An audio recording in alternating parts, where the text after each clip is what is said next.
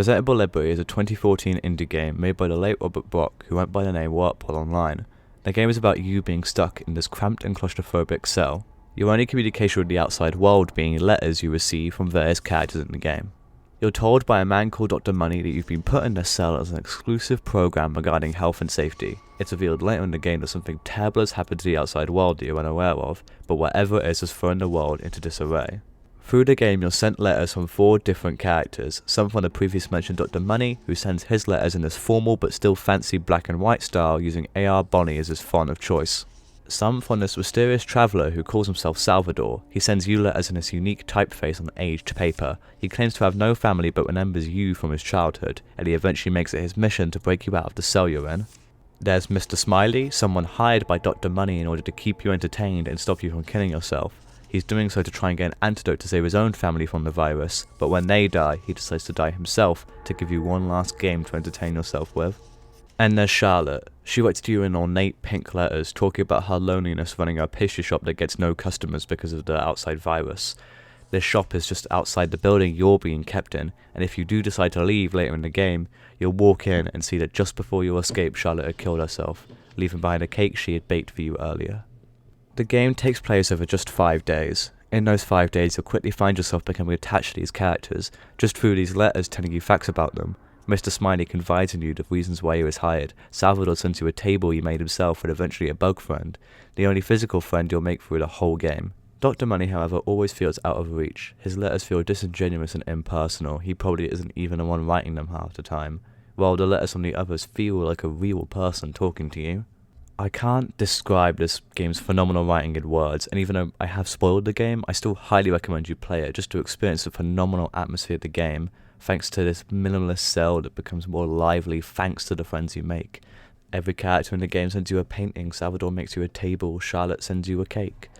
The game feels so alive, and you value the connections you make, even if they're just through these letters. You'll find yourself just staring at the clock, waiting for the next letter. At times, the tenseness of some scenes can feel suffocating. I found myself flicking the elastic bands I wear on my wrist, or playing little micro games you get just out of anxiety or I guess nervousness. In just an hour and a quarter, this game makes you feel connected to the characters you never physically meet, and it's phenomenal.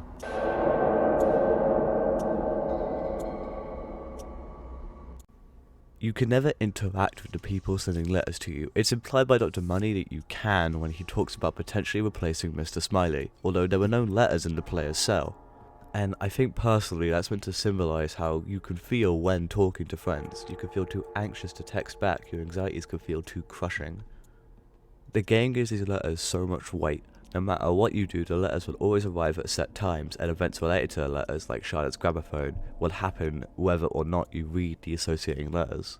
The world of Presentable Liberty can exist without you, but you wouldn't want it to on the first playthrough. You'll be connected to these characters if they were your friends, and it feels the same way from them to you, apart from Mr. Smiley, who denies the fact that he's your friend.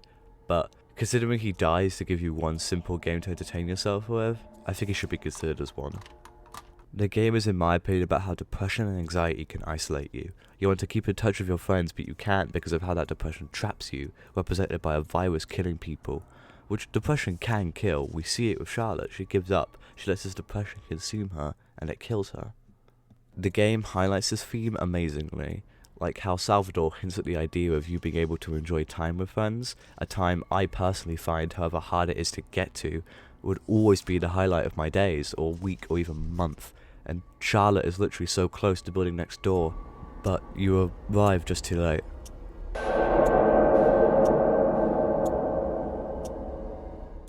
As some people watching this video might already know, Warpole, the creator of this phenomenal masterpiece, lost his life to suicide in 2018. I only found this out just after replaying the game and doing research for this very video, and I decided to still make it.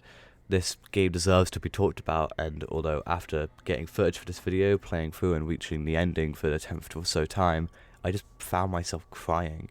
I never cried at this game in any of my previous playthroughs. It's powerful, yes, don't get me wrong, but I never usually cry at media, especially on my own. I just found the fact that the creator died to these things that he illustrated so well, suicidal thoughts, the anxiety and the depression, it just crushed me. Despite Presentable Liberty kind of blowing up on YouTube, a lot of big names like Markiplier and Jacksepticeye played it. When Warpole tried to get a Kickstarter going for a remaster of this game, its predecessor, and then eventually a sequel to wrap up the trilogy, it never reached its donation goal. Warpole even extended the time. I feel guilty. If I was just a few years older, I would have been able to pour every penny I had into this. And I would have. I found Reddit articles about what he would do in the remakes, and I really want to play this game, and it's gut-wrenching that we never will. I'm still kind of happy that we got these games. Presentable Liberty is one of the most important games I'll ever play. It was one of the first games that got me to see video games as more than just fun. Presentable Liberty and a few years later Firewatch were the games that got me to want to tell stories. Without them, I wouldn't be here talking into this microphone while sitting in my fucking closet. It's really strange. I had written statements about how I found all the micro games you could play on a little game device who have really fun, or how amazing the scene of Charlotte's gramophone is, but it just felt empty to type, and honestly pretty empty to say them now. Thank you, Warpole. Without you, I wouldn't be here, and even though you never got to finish your vision, thank you for this game. I'm sorry I never found your Kickstarter in time, and I'm even more sorry I never get to thank you for making such an amazing game.